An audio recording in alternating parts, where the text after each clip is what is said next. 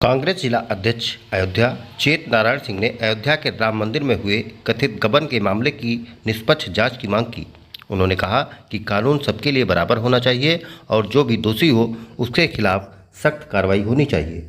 उन्होंने बिहार में भरत तिवारी के साथ हुई घटना की भी निंदा की और कहा कि किसी के साथ भी अन्याय नहीं होना चाहिए।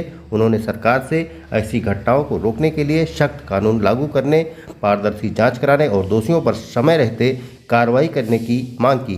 देखिए जिला अध्यक्ष ने क्या कुछ कहा वीडियो में। मर्यादा पुरुषोत्तम श्री राम का मंदिर है, उनके नाम से पहले ही मर्यादा जुड़ी हुई है और वहां जितने भी कार्य हुए अमर्यादित हुए। चार जो जिम्मेदार व्यक्ति का नाम आ रहा है, चंपत राय जी, अनिल मिश्रा, गोपाल राय और एक कोई चिन्नू कौन है, इन चारों लोगों का नाम आया है। लेकिन इन चारों लोगों से हट के भी बहुत ऐसे नाम हैं जो इस कार्य में लिप्त थे। बहुत पैसा इन लोगों ने लूटा है, कम से कम 200 करोड़ रुपया तो अभी ये लोग बता रहे हैं। जिस समय दक्षिण भारत के लोग आते थे, दक्षिण भारतीयों ने मर्यादा पुरुषोत्तम श्री राम के सामने आने के बाद अपना सारा जेवर, यहाँ तक कि औरतें जो कान में पहने रहती थी, गले में पहने रहती थी, या अपने वो लोग थैली में लेके आते थे, सब वो चढ़ा देते थे। ये नहीं देखते थे कि कितने वजन का है। भगवान को सबसे पहले इन लोगों ने ठगने का काम किया। जो मूर्ति लगाया है इन्होंने, वो मूर्ति असली नहीं है। मर्यादा पुरुषोत्तम श्री राम उस प्रकार से उनकी जो छवि है उन्होंने बिगाड़ने का काम किया है। वो इतने काले नहीं थे, काली मूर्ति ले आए केवल दक्षिण भारतीयों को प्रसन्न करने के लिए। और उसी समय दक्षिण भारत में चुनाव था, दक्षिण भारत इन लोगों ने फ्री की तेल चढ़ाई, वहां से लोग भर भर के आए, जो भी उन्होंने दान दिया ये लोग एक एक करके सब वहां से गायब कर दिए। ये बहुत ही निंदनीय कार्य है। पूरी कांग्रेस पार्टी भर्त्सना करती है और बजरंगबली बाबा वहां हैं तो इनको दंड जरूर देंगे। और अगर इनको दंड नहीं मिला, अगर इनके ऊपर कार्रवाई नहीं हुई, तो कांग्रेस पार्टी इसके लिए प्रदर्शन करेगी या उसके आगे जो भी जितना कुछ हो पाएगा हम लोग करेंगे। देखिए, चाहे बिहार हो, चाहे यूपी हो, चाहे पूरा देश हो, किसी भी प्रजातंत्र में हमारा जो संविधान है, किसी को पुलिस को सीधे गोली मारने का अधिकार नहीं है। परिस्थितियां ये होती थी कि मान लीजिए कहीं आमने सामने गोली चलती थी तो पुलिस एक बहाना बनाती है कि अगला व्यक्ति गोली चला रहा था इसलिए हमने गोली चलाई, गोली उसको लग गई। वहां पर उसने सरेंडर किया है। सरेंडर करने के बाद आप किसी को गोली मार रहे हो, ये अच्छी बात नहीं है। उसकी न्यायिक जांच होनी चाहिए और जो भी दोषी हो उसके खिलाफ कार्रवाई होनी चाहिए। कानून का राज किस तरह से लागू हो? कानून का राज कांग्रेस पार्टी जब इस देश को आजाद कराई, कांग्रेसियों को पीड़ा इस देश की इसलिए है, इस देश में जो आज की स्थिति है इसलिए पीड़ा है, इस देश को हमने आजाद कराया है। इसी तिरंगे को लेकर के महात्मा गांधी, पंडित नेहरू जी के नेतृत्व में स्वतंत्रता संग्राम सेनानियों ने अपना सर्वस्व न्यौछावर करके, तन मन धन सब कुछ न्यौछावर कर दिया। देखिए, हमारे कार्यालय में एक तरफ से क्रांतिकारियों की फोटो लगी हुई है। और जब हमने इस देश को आजाद कराया, हमारे पुरखों ने इस देश को आजाद कराया, तो आज जब देश विपन्नता के रास्ते पर जा रहा है, टूटने के रास्ते पर जा रहा है, जहां पर देश को आगे बढ़ना चाहिए। चाइना हमसे बाद में आजाद हुआ, चाइना की इकोनॉमी हमसे कितना गुना अधिक बढ़ गई है। आज प्रधानमंत्री जी गिने चुने उद्योगपतियों के लिए काम करते हैं, जैसा कि हमारे राष्ट्रीय अध्यक्ष खड़गे जी और राहुल जी बार बार कहते हैं कि जो केंद्रीयकरण की व्यवस्था आरएसएस के दबाव में ये लोग कर रहे हैं, वो ये नहीं होना चाहिए। नहीं, देश जो है बर्बाद हो जाएगा। हमेशा कांग्रेस विकेंद्रीकरण के पक्ष में रहती है। सत्ता किसी एक व्यक्ति के हाथ में सारी ताकत अगर निहित कर दोगे तो अहंकारी हो जाएगा। जैसे पहले रावण था, कंस था, उस प्रकार का व्यक्ति हो जाएगा। सत्ता हमेशा विकेंद्रीकरण होना चाहिए, गांव के अंतिम व्यक्ति तक उसका लाभ मिले। लेकिन ये लोग सोच रहे हैं कि सारा कुछ उसी सरसंघ चालक के हाथ में हो। वही जिसको पर्ची लिख दे वही प्रोफेसर हो जाए, वही जिसको पर्ची लिख दे वही कुलपति हो जाए, वही जिसको पर्ची लिख दे वही आईएएस में उनका इंटरव्यू पास कर दिया जाए, जिसको पर्ची लिख दे वही नौकरी पा जाए, जिसको पर्ची लिख दे उसका कारोबार में आगे बढ़ जाए, जिसको पर्ची लिख दे वही उद्योग धंधों में आगे बढ़ जाए। ये चीज बहुत गलत है, ये न्याय नहीं है, यह अन्याय हो रहा है और देश बहुत ही गलत रास्ते पर जा रहा है। हम इसका पुरजोर विरोध करते हैं। कांग्रेस पार्टी विरोध करती है और कांग्रेस पार्टी चाहती है कि देश की जो सत्ता है उसका विकेंद्रीकरण हो, सत्ता निचले पायदान तक जाए। कांग्रेस पार्टी की यही सोच है। देखिए, एक राम मंदिर, दलित राम मंदिर जी का, भगवान राम का जो मंदिर है उसका जो ट्रस्ट बना, मैं भी सूर्यवंशी परिवार से हूँ। हर हर जो है बिरादरी के एक एक लोगों को लेना चाहिए था। भगवान राम निषाद राज को अपना मित्र मानते हैं। भगवान राम जिस समय सिंहासन पे बैठे उस समय उन्होंने एक ही व्यक्ति को इनवाइट किया था इन रिटर्न, वो थे निषाद राज। निषाद राज को उन्होंने कहा कि आप भेजिए पत्र। तो कम से कम निषाद राज, उनके मन में प्रेम था, भाव था। उनके साथ लड़ाई राजा राम के साथ कोई राजा लड़ने नहीं गया था, बनवासी राम के साथ कोई राजा लड़ने नहीं गया था। बनवासी राम के साथ कौन था? बंदर थे, भालू थे, रीछ थे। निषाद राज ने मदद की थी। किन लोगों ने मदद की थी? किसी राजा का नाम आप बता दीजिए, कोई राजा पुरुषोत्तम राम के साथ लड़ने गया हो, बनवासी राम के साथ लड़ने गया हो। तो कम से कम जब उनका मंदिर बना, ठीक है निषाद राज की मूर्ति लगी, ठीक है उन लोगों की मूर्तियां लगी, लेकिन जो उनके वंशज हैं उनको भी सम्मानित करना चाहिएगा। वो मंदिर सामान्य मंदिर नहीं है, वह मंदिर एक चरित्र का मंदिर है। राम के पास कोई चरित्र है, बाकी राम के पास कुछ नहीं है। राम ने चरित्र के लिए राजपाट त्याग दिया, अपने पिता का सम्मान रखने के लिए कि पिताजी कहे हैं तो आदेश का पालन करेंगे। राम ने अपनी पत्नी को, सीता जी को त्याग दिया आम जनता के लिए कि कोई हमारे ऊपर आरोप ना लगा पावे। और आज ये लोग बार बार कहते हैं कि सनातनी सनातनी सनातनी। सनातनी की परिभाषा पहले इनको समझना चाहिए। सनातनी का मतलब ये हुआ कि जो सत्य बोलता हो, जो दानी हो, तपी हो, व्रती हो, जिसके अंदर सारे अच्छे गुण हो, वह व्यक्ति सनातनी होता है। चोर सनातनी नहीं होता है। और मंदिर पर ऐसे व्यक्ति को बैठाना चाहिए जिसकी 7 पीढ़ियां, 7 पिछड़ी पीढ़ियां जो है वो कुलीन हो। ये नहीं है कि जिसके पिता डकैत थे, बेटा आ गया और उसके बाद उसको ले जाकर के आप इसे मंदिर पे बैठा दिए, तो क्या पूरे दुनिया को क्या संदेश देगा वो व्यक्ति? वो चरित्र का मंदिर है। वहां पे जो व्यक्ति जाए वहां पर ये लेके आवे कि हमको झूठ नहीं बोलना चाहिए, हमको सत्य व्रत रखना चाहिए, हमको दान देना चाहिए, गरीबों की मदद करनी चाहिए, गायों की मदद करनी चाहिए, तब वो सनातनी होंगे। और ऐसे व्यक्ति अयोध्या में हमारे संत साधु बहुत है, हर जगह भरे पड़े हैं, लेकिन उनको नहीं किया गया। ऐसे ऐसे लोग, अभी हम लोग पिछले 3-4 दिन पहले हमारे प्रदेश अध्यक्ष जी आए थे, उनके साथ हम लोग दर्शन करने गए। आज भी मैं देखता हूँ मंदिर के अंदर में जो लोग पुजारी हैं उनके अंदर मुझे कुलीनता नजर नहीं आई। जबकि अयोध्या में ऐसे ऐसे संत पड़े हैं, ऐसे ऐसे साधु पड़े हैं, उनको सामने पड़ने पर बरबस हाथ जो है उनके पैरों पर पड़ जाता है, क्योंकि उनके अंदर चरित्र है, उनके भाव अच्छे हैं।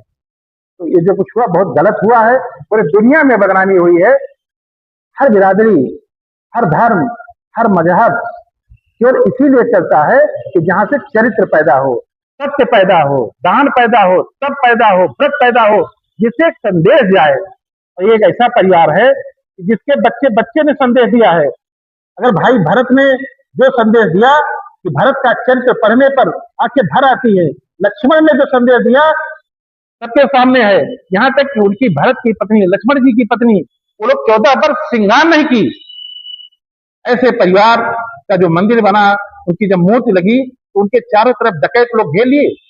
जितने वहां पे डकैत थे इनको सख्त से सख्त सजा मिलनी चाहिए, इतनी कड़ी सजा मिलनी चाहिए कि कभी कोई मंदिर का चढ़ावा चोरी न करे, और वहां पर कम से कम कोई भूखा नंगा प्यासा जाए उसको मदद मिले।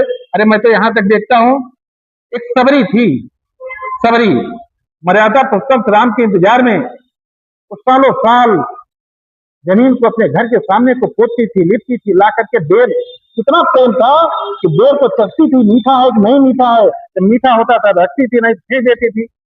ऐसे लोग भगवान राम की सेवा में लगे। आवाज पूरी इतनी बड़ी अयोध्या है, जिसको देखिए क्या बनवा रहा, होटल बनवा रहा कि जैसे यात्री आएंगे हम लूट लेंगे। कतार लेकर के बैठिए पूरे अयोध्या के लोग। जैसे कोई यात्री आता है, हमें तो नहीं लग रहा कोई ऐसा हो कि भाई चलिए हम ये चला रहे हैं, भंडारा चला रहे हैं, यात्री आए इनका पैर दबाइए, इनका पैर गर्म पानी से धो दीजिए, ये दक्षिण भारत से आए हैं, उनको बढ़िया भोजन कराइए, जाते समय इनका सम्मान करिए, माला पहनाइए। ऐसा कोई है? जैसे कोई आता है हाथ पकड़ के दौड़ के अपने घर ले जाते हैं, होटल ले जा रहे हैं।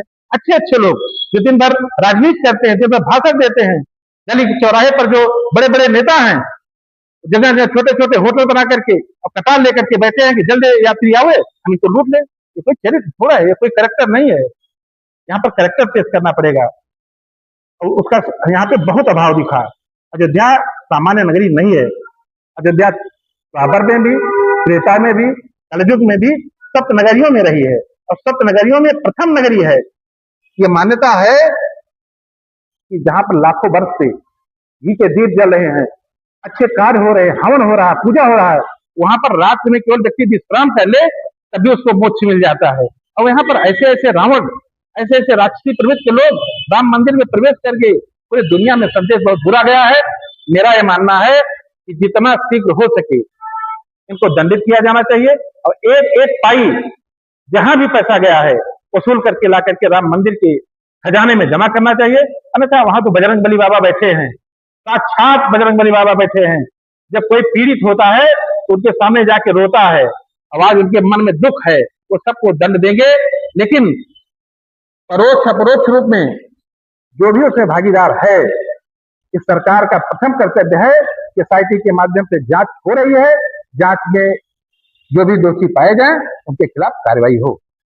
अध्यक्ष जी, एक आखिरी सवाल है। धर्मनगरी अयोध्या की जनता और पूरे देश की जनता ये जानना चाहिए कि अभी तक सिख द्वारा क्या रिपोर्ट दी गई होगी, क्या नहीं दी गई होगी। आपको ऐसा क्या लगता है कि किसके द्वारा?